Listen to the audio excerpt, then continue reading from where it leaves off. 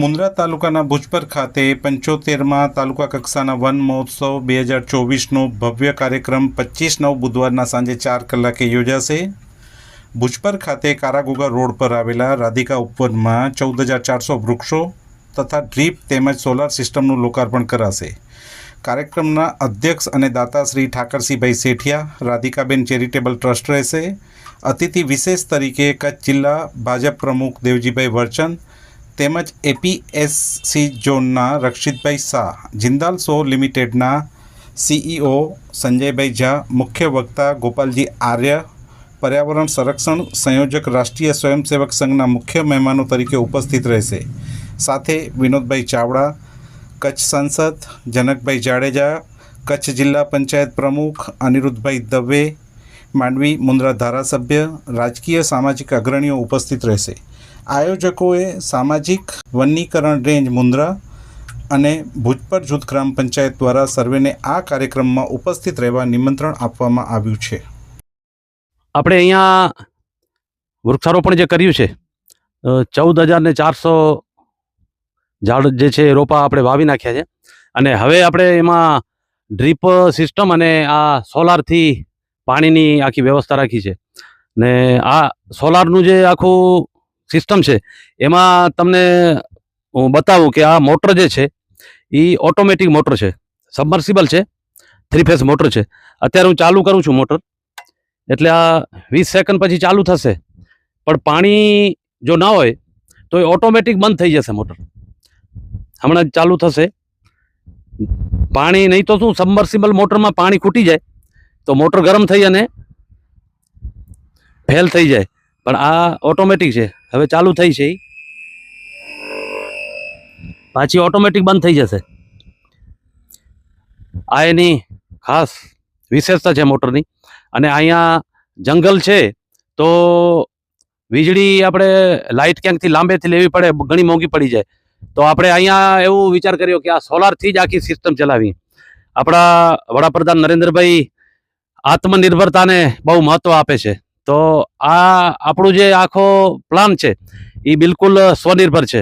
જે પાણી આપણે અહીંયા લઈ આવવાના છીએ, તો આપણું પાણી, ગટરનું પાણી જે છે એ એક જગ્યાએ કલેક્ટ કરી અને ત્યાંથી અહીંયા પાણી લઈ આવશું. અને અહીંયા આ મોટરથી, એટલે વેસ્ટમાંથી બેસ્ટ જે પાણી ફોકટનું જાય અને ત્યાં કને ગંદકી થાય એની જગ્યાએ આપણે અહીંયા ખાતર તરીકે એનો ઉપયોગ થઈ જશે. અને પાણી ને ખાતર બે આમાં સમાવેશ થઈ જતું હોય છે. એટલે આ આવો એક પ્રયોગ કર્યો છે. અને 14,400 ઝાડ બધે આપણે વાવ્યા છે. તો 25 તારીખે આપણે એની લોકાર્પણ કરવાના છીએ. ને એમાં આપણા સાંસદ શ્રી અને ધારાસભ્ય શ્રી, જિલ્લા પંચાયતના પ્રમુખ શ્રી, તાલુકા પંચાયતના પ્રમુખ શ્રી અને બાકી દેવજીભાઈ અમારે પાર્ટીના પ્રમુખ અને બાકી મહાનુભાવો બધા પધારવાના છે. તો હું આજુબાજુના વિસ્તારમાંથી બધા જ સરપંચો, પંચાયતો અને આગેવાનોને આમંત્રણ આપું છું કે બધા જ અહીંયા આવે. અને આ એક દાર્શનિક જગ્યા છે. અને હું તો એમ પણ વિશેષમાં કહીશ કે દરેક પંચાયતે આવા પ્રયોગ કરવા જ જોઈએ, કેમ કે અત્યારે આ સરકાર અને લોક ભાગીદારીથી આ આખું આપણું પ્લાન છે. આમાં ફોરેસ્ટનો પણ હિસ્સો છે, જે આ આખા વિસ્તારને બાઉન્ડ્રી એમણે કરી છે. પછી આ રોપા છે, 4-4 ફૂટના રોપા આપણે લગાવ્યા છે. એ રોપા પણ ફોરેસ્ટના છે અને ફોરેસ્ટે આપણને વાવી અને તૈયાર કરી દીધું છે. હવેનું જે છે એ જાળવણી અને પાણીની વ્યવસ્થા એ આપણે પંચાયત દ્વારા કરશું. અને આ જે સોલાર છે એ અને ડ્રીપની, એમાં લગભગ 10-12 લાખ રૂપિયાનો ખર્ચ જે છે એ અમારા ઠાકરસિંહભાઈ, એ જેને કહેવાય કે ખૂબ આમ હર્ષ સાથે, એમને ક્યારેક એવું નથી પડ્યું કે ઠાકરસિંહભાઈ તમે આમાં હજી વધારે કંઈક આપો. એમણે છૂટ આપી છે કે આના માટે, પર્યાવરણના જતન માટે જેટલા પણ રૂપિયા જોશે એટલા રૂપિયા હું આપવા માટે તૈયાર છું. અને અહીંયા આ સોલાર સિસ્ટમ, ડ્રીપ સિસ્ટમ અને આ જે અહીંયા હોજ બનેલું છે, આ બધું જ ખર્ચ છે એ એમણે ઉપાડ્યું છે. અને હવે પંચાયત દ્વારા આપણે એનું મેનેજમેન્ટ કરશું. તો હું બધી જ પંચાયતોને એવી અપીલ કરીશું કે આવા પ્રયોગ કરવા જેવા છે. નજીવા ખર્ચે, જે કરોડોનો ખર્ચમાં જેટલો વન ઊભો થાય, આ લાખોના ખર્ચમાં એ ઊભો થાય છે. તો આવું કરવું જોઈએ. અને 25 તારીખે હું ફરી બધાને આમંત્રિત કરું છું કે અહીંયા આવો અને આપણે કાંઈ ને કાંઈ નવા સંકલ્પ લઈ અને પર્યાવરણ માટેનું કંઈ સારું કામ કરીએ.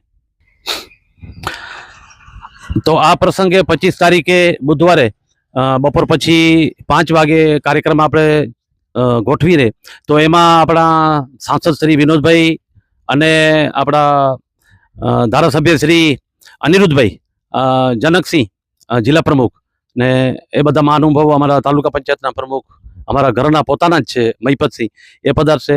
અહીંયા અડાણીના જે હેડ છે એ રક્ષિતભાઈ શાહ પણ પધારવાના છે. બાજુમાં જિંદાલ કંપની છે એના CEO છે એ ઝા સાહેબ પણ પધારવાના છે. તો આવા મંગલ પ્રસંગે બધાને હું આમંત્રિત કરું છું કે ફરીને કે બધા આમાં આવો અને આપણે પર્યાવરણ માટેનું ખૂબ સારું કામ કરી શકીએ.